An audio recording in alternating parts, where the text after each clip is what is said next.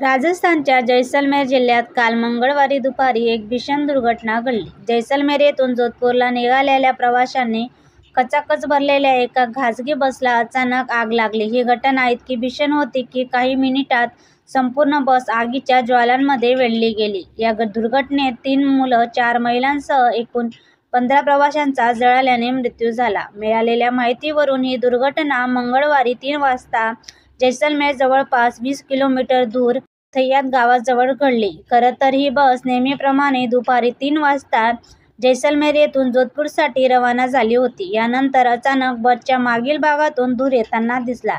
बस चालकाला काही लक्षात येण्याआधीच एकदम आग भडकली. यानंतर ही आग बसभोवती इतक्या वेगात पसरली की बसमधील प्रवाशांना बसच्या बाहेर पडणंही अशक्य झालं.